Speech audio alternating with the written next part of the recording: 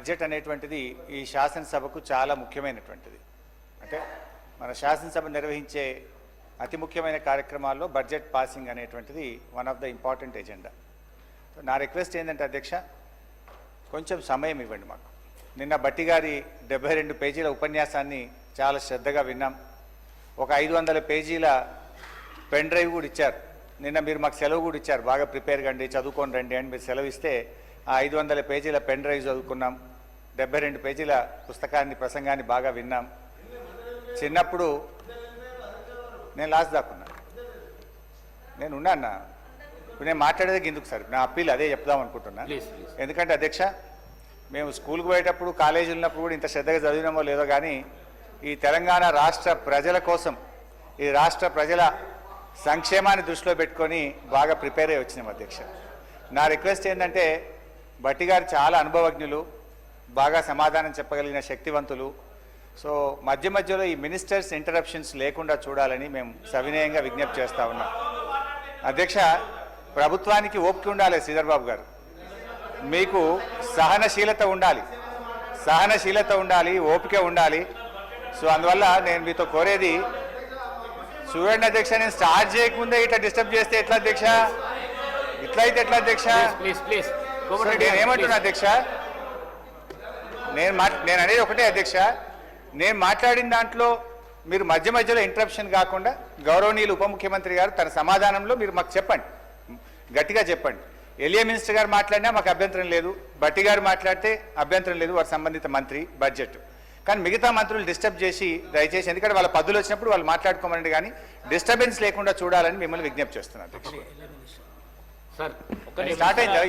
Nothing sir, మీ సలహా సూచననే అందరం కూడా పాటించాలని కోరటానికి మీ ద్వారా అధ్యక్ష అర్థవంతమైన చర్చ జరగాలని మేము కూడా ఆశిస్తా ఉన్నాం అధ్యక్ష.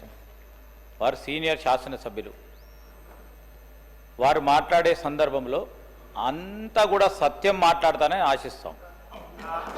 వాస్తవాలకు దగ్గరగా ఉండే అంశాలు మాట్లాడితే కూడా మా వాళ్ళందరూ హర్షిస్తారు అధ్యక్ష.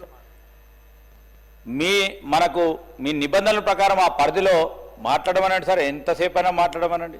We will welcome, because is input is also required. Senior శాసనసభ్యులు, డెఫినెట్లీ ఆయనకున్న అనుభవం కూడా మాకు ఉపయోగపడుతుందని ఆశిస్తూ ఉన్నాం. డెఫినెట్లీ ముందుకు తీసుకెళ్లే ప్రయత్నం. కానీ మీరు కూడా క్రోడీకరించి మాట్లాడారు, ఎందుకంటే మీకు అనుభవం ఉంది కనుక దీర్ఘంగా మాట్లాడకుండా మేము చెప్పే 10 వాక్యాలు మీరు ఒక వాక్యంలో చెప్పగల శక్తి ఉంది మీకు. సో ఆ విధంగా మాట్లాడితే మనం సమయం కూడా వృధా కాకుండా ఉంటుందని గౌరవ సభ్యులను కోరుతా ఉన్నాను అధ్యక్ష. చంద్రబాబు గారు అంతా తెలివితేటలయితే లేవు అధ్యక్ష. సో ఆయన చాలా తెలివికలవాడు. అది ఏం మాట్లాడాలో మరి రాసిస్తే అదన్నీ చదివేస్తాం సపరేట్గా. అధ్యక్ష, మా ప్రసంగం ఎట్లుంటుంది, బట్టి గారు చెప్పిన ప్రసంగాన్ని బట్టి మా ప్రసంగం ఉంటుంది.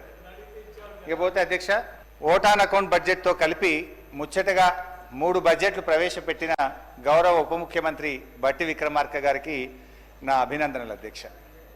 అదేవిధంగా అధ్యక్ష, భారతదేశంలోనే అత్యధికంగా 14 సార్లు బడ్జెట్ ప్రణాళికలను రూపొందించి రికార్డు సృష్టించిన మన రాష్ట్ర ఆర్థిక శాఖ ప్రత్యేక ప్రధాన కార్యదర్శి కె రామకృష్ణారావు గారికి కూడా నా శుభాకాంక్షలు తెలియజేస్తున్నాను. అధ్యక్ష, బడ్జెట్ ప్రసంగంలో నిజాలను ప్రచారంలో పెట్టాలని బట్టి గారు నీతులైతే బాగానే చెప్పారు అధ్యక్ష.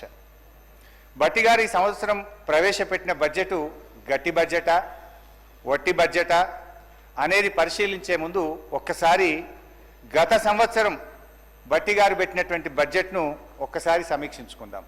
Before we go to this year, ఒకసారి లాస్ట్ ఇయర్ బట్టి గారు పెట్టినటువంటి బడ్జెట్ ఎలా ఉంది దాన్ని సమీక్షించుకొని నేను ఈ సంవత్సరం బడ్జెట్లోకి వస్తాను అధ్యక్ష. వారు అప్పుడు ఏమన్నారంటే అధ్యక్ష, బట్టి గారు మీద ప్రసంగం ఉందా లాస్ట్ ఇయర్ది పంపాలి, నా కాపీ నాది మొత్తం మీ ప్రసంగంలో నుంచే నా స్పీచ్ ఉంటుంది, పంపంటే ఒక కాపీ పంపుతారు, 2 తెచ్చుకున్నా అధ్యక్ష. బట్టి గారు గత బడ్జెట్లో పోయినసారి ఇదే సభలో చదివినప్పుడు ఏం చెప్పారంటే అధ్యక్ష, పేజ్ నెంబర్ 6, 10 ఏళ్ల తర్వాత వాస్తవానికి దగ్గరగా ప్రణాళికాబద్ధమైన బడ్జెట్ను తొలిసారిగా మా ప్రభుత్వం శాసనసభలో ప్రవేశపెట్టింది అని అన్నారు అధ్యక్ష. ఇది అబద్ధమా నిజమా ఇప్పుడే తేల్చేద్దాం. గత బడ్జెట్లో 2,91,159 కోట్లని గొప్పగా చెప్పుకున్నారు. ఇది వాస్తవిక అంచనాలు అని చెప్పారు. నేను ఆ రోజే చెప్పాను అధ్యక్ష, ఇది అవాస్తవిక అంచనాలు. ఇది రీచ్ కాదు అని చెప్పి నేను ఆ రోజే ఈ సభలో చెప్పాను అధ్యక్ష. ఇవాళ రివైజ్డ్ ఎస్టిమేట్లో ఏం పెట్టారు అధ్యక్ష? 27,000 కోట్లు తక్కువ చేసి చూపారు. ముఖ్యమంత్రి గారు నిన్నో మొన్నో ఎక్కడో మాట్లాడుకుంటూ మా బడ్జెట్ 60-70 వేల కోట్లు లోటు ఉంటుందని చెప్పి ముఖ్యమంత్రి గారు సెలవిచ్చారు అధ్యక్ష. అంటే గతంలో మీరు చెప్పిన అంచనా అవాస్తవము అని ఈరోజు తేలిపోయింది అధ్యక్ష. అధ్యక్ష, ఫస్ట్ ద ప్రామిస్ రిఫార్మ్స్ అంటే ఈ కాంగ్రెస్ది ఒక సూట్ అయ్యేటువంటి ఒక చిన్న కోట్ చెప్తాను అధ్యక్ష.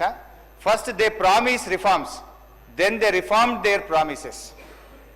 అధ్యక్ష, పైన చెప్పిన కొటేషన్ ఎవరు చెప్పిండ్రో కానీ ఇది కాంగ్రెస్ పార్టీకి బాగా సూట్ అవుతుంది అధ్యక్ష.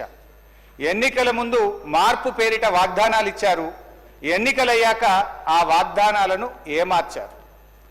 సింపుల్గా స్ట్రైట్గా చెప్పాలంటే అధ్యక్ష, ఎన్నికల ముందు ఏమన్నారు? ఎల్ఆర్ఎస్ వద్దు, నో ఎల్ఆర్ఎస్ నో బీఆర్ఎస్ అన్నారు. ఎల్ఆర్ఎస్ ఉచితంగా చేస్తామన్నారు. కానీ ఇప్పుడు ఏమంటున్నారంటే ముక్కుబిండి ఎల్ఆర్ఎస్ వసూలు చేస్తాం, ఎల్ఆర్ఎస్ కట్టాల్సిందే అని ఇలా పేద ప్రజల రక్త మాంసాలు పీల్చి ఇలా ఎల్ఆర్ఎస్ ను వసూలు చేస్తా ఉన్నారు. రెండవది అధ్యక్ష, ఆనాడు బట్టి గారు, సీతక్క గారు, ఉత్తమ్ కుమార్ రెడ్డి గారు ఫార్మాసిటీకి మేము భూములు సేకరిస్తా ఉంటే ఆ రోజు అక్కడ పాదయాత్ర చేసి పచ్చడి భూములు ఎలా తీసుకుంటారు, మా ప్రభుత్వం అధికారంలోకి వస్తే ఫార్మాసిటీ భూములు తిరిగి వాపసిస్తాము అన్నారు. ఈ రోజు ఏమంటున్నారు అధ్యక్ష? ఇంకా 14,000 లాక్కుంటాం, ఈ 16,000 ఇచ్చుడు లేదు కానీ ఇంకా 14,000 లాక్కుంటామని చెప్పి బలవంతంగా ఇలా రైతుల నుంచి భూములు సేకరించి ఆ ఫార్మాసిటీ పేరును అందంగా ఫ్యూచర్ సిటీ అని చెప్పి పెట్టి ఇలా తిరిగి భూములు లాక్కుంటున్నారు అధ్యక్ష. ఆనాడు ప్రభుత్వ భూములు అమ్మితే, నిరర్ధకమైన ఆస్తులు అమ్మితే ప్రభుత్వ భూములు ఎట్లా అమ్ముతారు, ఇది పెద్దలు ఇచ్చిన ఆస్తి, రేపు బొందబెట్టడానికి జాగుండదని గంభీరమైన ఉపన్యాసాలు చేశారు. ఇవాళ ఏమంటున్నారు? బరాబర్ భూములు అమ్ముతామంటున్నారు. ఇవాళ 30,000 కోట్ల రూపాయల భూములు అమ్మకానికి పెట్టినారు అధ్యక్ష. అంటే అప్పుడేమో they promised reforms, now they reform their promises. ఈ రకంగా ఉంది అధ్యక్ష.